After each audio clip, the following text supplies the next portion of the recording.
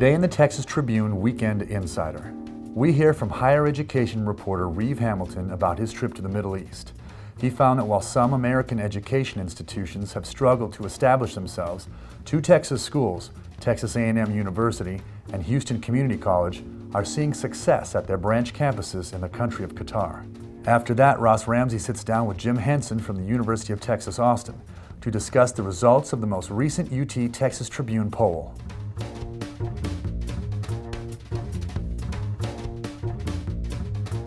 I went to Qatar because Qatar is very involved with two public institutions of higher learning from Texas. Texas A&M University and Houston Community College.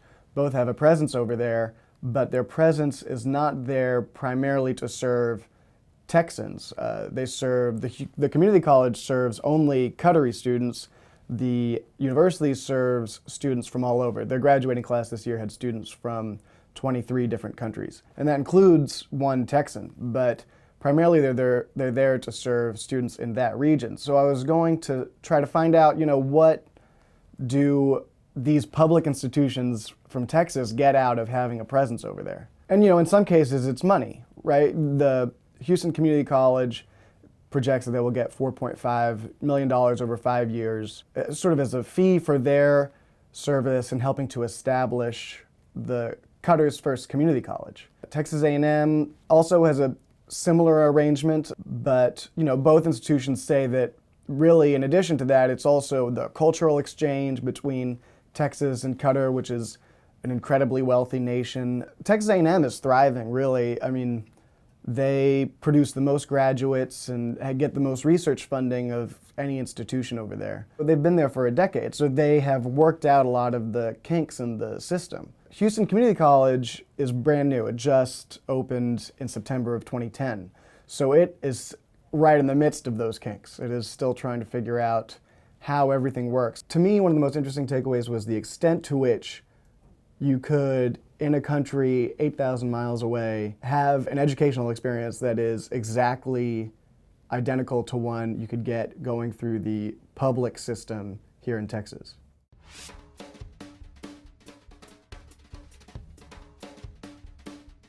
This week we've got Jim Henson with us. He's one of our pollsters. We've just completed the May survey going into the primaries. Jim teaches government at the University of Texas at Austin and runs the Texas Politics Project at the university. Start at the top. Tell me about the Senate race. Well, the Senate race, continued on a trend that we've seen from, 3 or 4 other public polls we had among registered voters.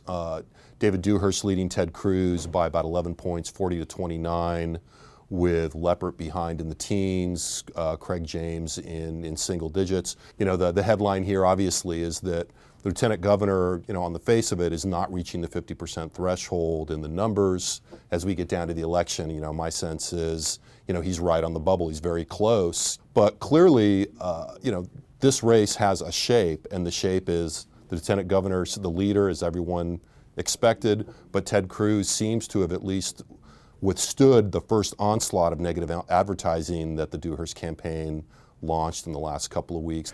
So down the ballot a little bit, there's this middle of the ballot, or the middle of the statewide ballot, where candidates kind of have to fight being unknown. They just sort of throw their fortunes to the wind. Can you talk about the Railroad Commission races a little bit? Yeah, I think in the first place we saw Barry Smitherman kind of fighting it out with 2 other candidates, but not leading, which was interesting. Now, and then the other race, the leaders were Christy Craddick and Warren Chisholm. Craddick leading Chisholm by a few points, depending on how you cut the likely voters. Mm-hmm. Now, I'm vague about that in a sense because those races are very vague. Now, on those down ballot races, folks do not know who most of these people are, and so, there's a few candidates that have some regional advantages. Obviously, Warren Chisholm has been a state legislator, is known in certain parts of the state, has been around for a long time. Various parts of his career has been visible, has some name recognition. Christy Craddick, her father, of course, was Speaker of the House. As you went down into the poll, you did a lot of polling on issues and on problems facing the state and some things like that. What jumps out of there? Well, a couple of things jumped out. I think I'll talk about 3 things. One, we asked a series of death penalty questions. Our standard death penalty question is essentially, do you support or oppose it's one of the hallmarks of polling in Texas that, you know, if you haven't got 70% support, you feel like you're doing something wrong. So there's that. I mean, you know, we asked a series of questions about abortion. People's baseline positions on abortion hadn't changed. The state's very divided, very polarized on this.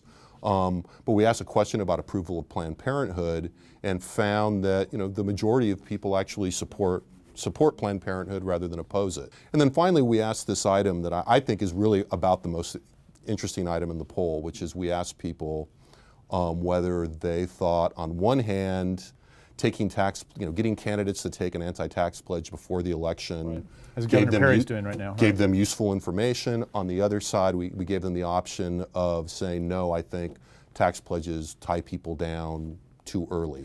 And what we found was by a narrow, you know, a narrow majority of people actually actually would prefer to not have people take the tax pledge. That is, there's a lot of opposition to the tax pledge. Again, partisan structure, it's a much more popular among Republicans than Democrats.